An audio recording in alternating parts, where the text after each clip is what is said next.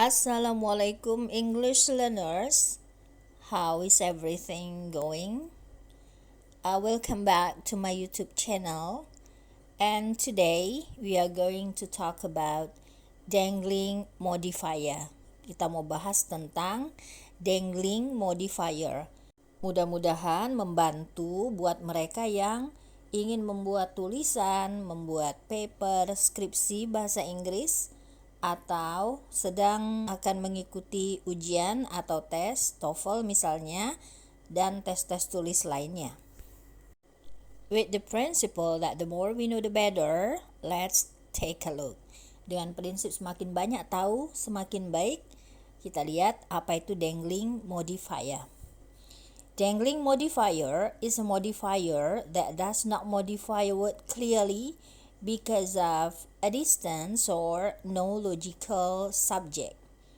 Jadi dangling modifier itu adalah kata yang menerangkan, adjective atau adverb gitu ya, dan yang tidak menerangkan kata dengan jelas karena ada jarak antara kata yang menerangkan dan diterangkan, atau tidak ada subjek yang logis, tidak ada kata yang diterangkannya. Jadi kata yang menerangkan itu menggantung, tidak jelas menerangkan siapa. Kita lihat contohnya. Now let's come to the examples. Number 1, we have talking to you, my words are awkward. Talking to you, my words are awkward. Nah, ini kalimatnya tidak benar. Mengapa begitu? Karena talking to you itu tidak menerangkan kata apapun. Ketika berbicara padamu, dalam kalimat ini dia menerangkan my words. Ketika berbicara padamu, kata-kata saya. Nah, tidak mungkin kata-kata saya yang berbicara padamu. There must be someone. There must be someone else. Pasti ada seseorang yang berbicara padamu. Nah, di sini tidak ada kata yang diterangkannya. Nah, jadi kalimat ini incorrect. Jadi dangling modifier itu adalah kalimat yang salah menurut grammar.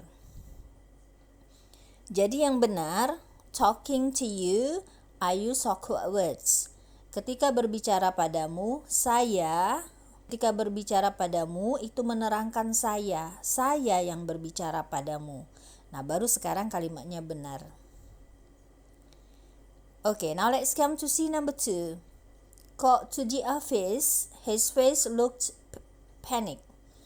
Called to the office, his face looked panic. Ketika dipanggil ke kantor, wajahnya tampak panik. Ketika dipanggil ke kantor, menerangkan wajahnya, his face. Nah, kalimatnya tidak benar karena tidak mungkin wajahnya yang dipanggil ke kantor. Ketika dipanggil ke kantor, called to the office is what we call by dangling modifier. Itu yang kita sebut dengan dangling modifier karena dia menerangkan kata yang salah. Siapa yang dipanggil ke kantor? Nah, jadi kalimat ini salah dalam grammar ya. So we have to correct it. Called to the office, he looked panic. Ketika dipanggil ke kantor, dia tampak panik. Nah, sekarang baru jelas. Ketika dipanggil ke kantor itu menerangkan dia. Ini sentence called to the office is participle. Jadi dia adalah participle. Jadi bentuknya apa saja? Kalau dia menerangkan kata tidak jelas, maka dia disebut dangling modifier. And now the sentence is correct. Called to the office modifies he. Sekarang kita lihat nomor 3. Now let's see number 3. Although jealous, all her works could be finished. Although jealous, walaupun cemburu, terus kalimatnya semua pekerjaannya. Nah, ini tidak jelas siapa yang cemburu. Gitu ya. Jadi tidak mungkin although jealous Yang jealous, yang cemburu adalah semua pekerjaannya. Nah, di sini salahnya.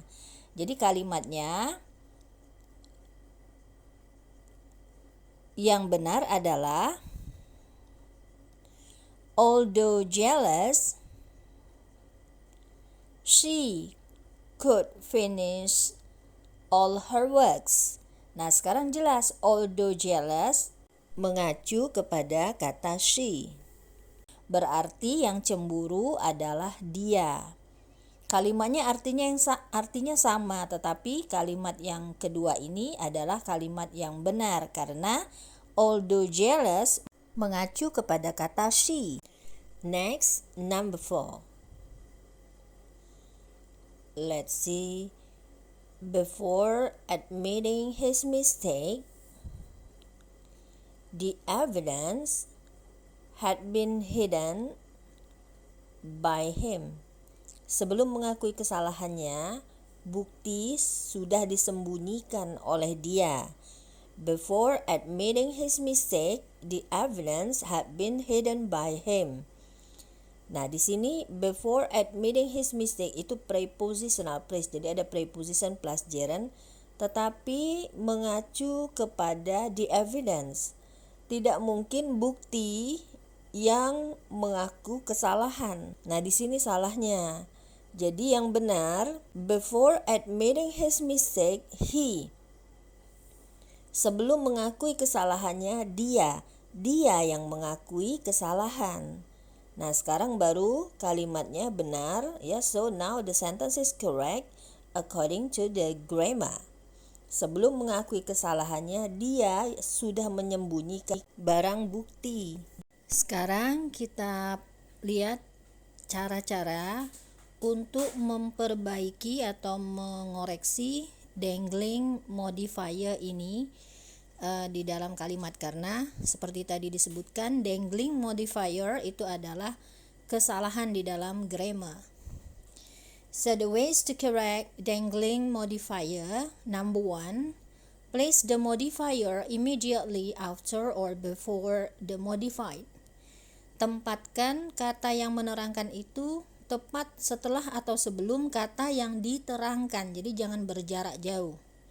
Misalnya, feeling sleepy, no food was touched by that little boy. Feeling sleepy, merasa ngantuk, itu setelahnya ada kata no food, tidak ada makanan. Nah, tidak mungkin makanan yang merasa mengantuk. Nah, di sini kesalahan kalimat ini, sehingga feeling sleepy itu disebut dengan dangling modifier. Now we have to correct it because it's the mistake in grammar. Jadi kita harus koreksi karena ini kesalahan di dalam grammar sehingga membuat artinya membingungkan. Karena merasa mengantuk, tidak ada makanan. Siapa yang merasa mengantuk? Okay, so we correct it by saying, no food was touched by that little boy feeling sleepy. Tidak ada makanan yang disentuh oleh anak laki-laki itu yang merasa mengantuk. Nah, sekarang kalimatnya menjadi benar because feeling sleepy is the modifier of boy and the position is very close. Nah, sekarang kita lihat posisinya sudah sangat bersebelahan ya. Jadi kita letakkan setelah kata the boy. So the sentence is correct. Next, example number B, we have that new member spreads a new gossip. Who wears brown skirt? Anggota baru itu menyebarkan gosip baru yang memakai rok coklat.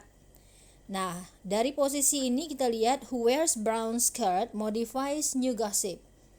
Yang memakai rok coklat itu posisinya setelah gosip yang baru. Jadi seolah-olah yang memakai rok coklat adalah gosip. Nah, so we can see the mistake, right? Sekarang kesalahannya kita perbaiki. That new member who wears brown skirt spreads a new gossip. Nah, sekarang kita lihat who wears brown skirt posisinya tepat setelah kata yang diterangkan yaitu member. Nah, so the meaning of the sentence becomes clear. Jadi anggota baru yang memakai rok coklat. Okay. So you can see that the position should be placed immediately after or before the modified. Next, the way number 2 is add the logical subject. Cara kedua, kita tambahkan subjeknya. Bila tidak ada subjek, kita tambahkan subjeknya sehingga artinya jadi mudah dipahami. Example A, we have smiling alone, her face looks reddish. Smiling alone terus diikuti oleh kata her face. Ketika senyum sendiri, wajahnya. Nah, yang senyum itu orang, jadi bukan wajah.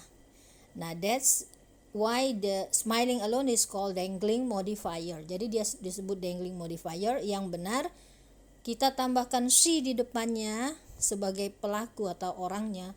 She smiling alone, her face looks reddish. Dia senyum sendiri, wajahnya tampak kemerahan. We continue. The next example we have crying in the night, his mother wakes up. Crying in the night, his mother wakes up. Crying in the night here is dangling modifier because based on its position, it should modify his mother. Kalau lihat posisinya, menangis di tengah malam ini menerangkan ibunya. Nah, tentu maksudnya bukan ibunya yang menangis di tengah malam.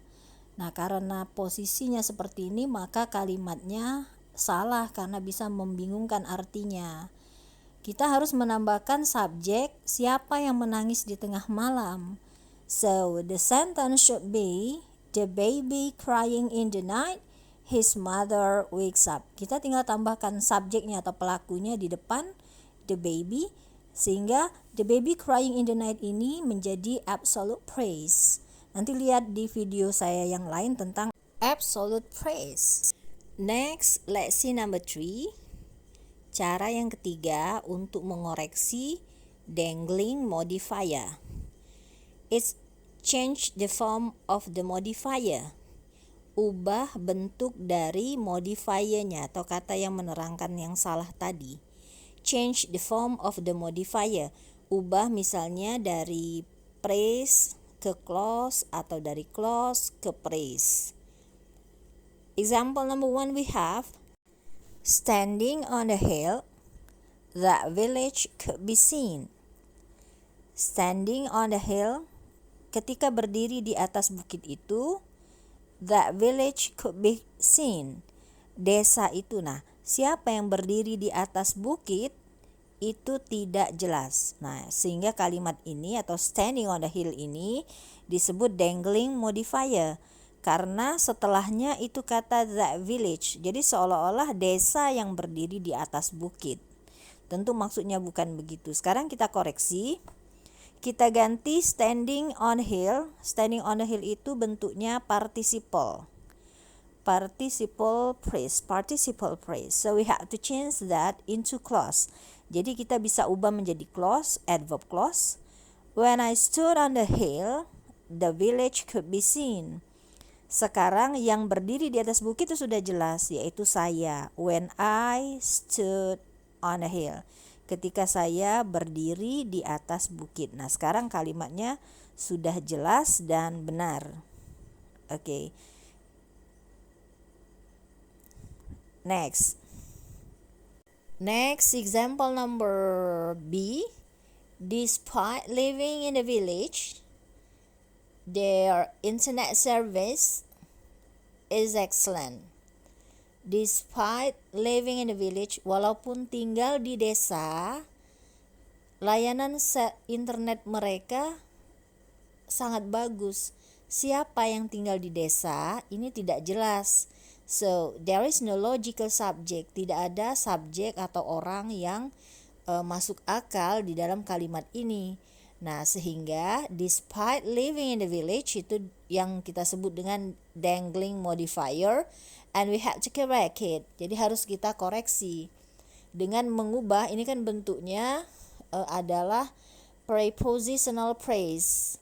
Jadi despite preposition prepositional phrase. Phrase bentuknya kita ubah menjadi adverb clause. Kita lengkapi subjek, verbnya sehingga dia menjadi clause. Although they live in the village, their internet service is excellent. Nah, sekarang jelas siapa yang tinggal di desa, yaitu mereka. Karena phrase-nya tadi sudah kita lengkapi menjadi clause.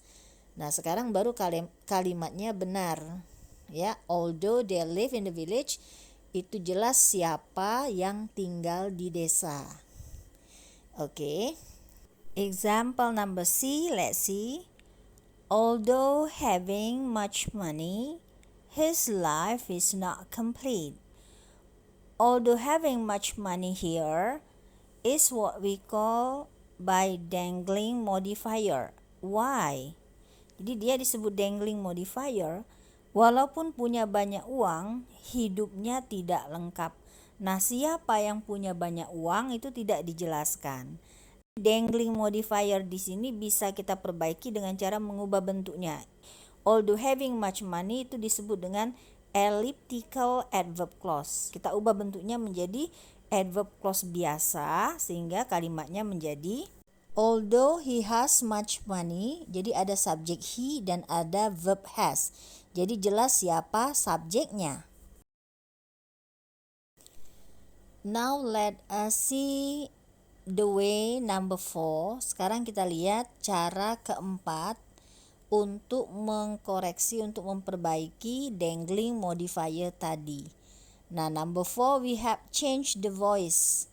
Change the voice itu maksudnya merubah voice dari aktif ke pasif atau dari pasif ke aktif, begitu. Misalnya, to hide my bag, it was thrown by him. Untuk menyembunyikan tas saya, tas itu dilempar olehnya. Siapa yang menyembunyikan tas saya itu tidak jelas. Nah, jadi dia disebut dangling modifier. To hide my bag itu dangling modifier. Sekarang kalimatnya itu it was thrown by him itu adalah passive. Kita ubah voice-nya menjadi aktif. Jadi kalimatnya to hide my bag, untuk menyembunyikan tas saya, dia melempar tas itu. He threw it. To hide my bag, he threw it. Sekarang jelas. To hide my bag itu menjelaskan atau pelakunya adalah he. Kalau tadi pelakunya tidak jelas. Now let's continue to the example number B. Because of feeling guilty, a word is not spoken. Karena merasa bersalah, tak satu kata pun yang disebutkan. Nah, sekarang because of feeling guilty ini prepositional phrase itu tidak punya subjeknya. Jadi siapa yang merasa bersalah? Nah, sehingga dia kita sebut dengan dangling modifier, membingungkan karena tidak ada subjek yang merasa bersalah di kalimat itu. Nah, jadi cara memperbaikinya, kalimatnya yang tadinya pasif kita ubah menjadi aktif. Because of feeling guilty, he doesn't speak a word. Jadi sekarang sudah jelas siapa yang merasa bersalah karena ada subjek he. Well, English learners, itulah tadi pembahasan kita tentang dangling modifier. Semoga membantu ketika kita mau membuat kalimat, kita bisa menghindari dangling modifier ini. Dan juga semoga kita terlatih sehingga mudah menemukan atau memperbaiki kalimat ketika diberikan di dalam soal. Terima kasih karena sudah menonton dan terima kasih karena sudah share video ini. Thank you.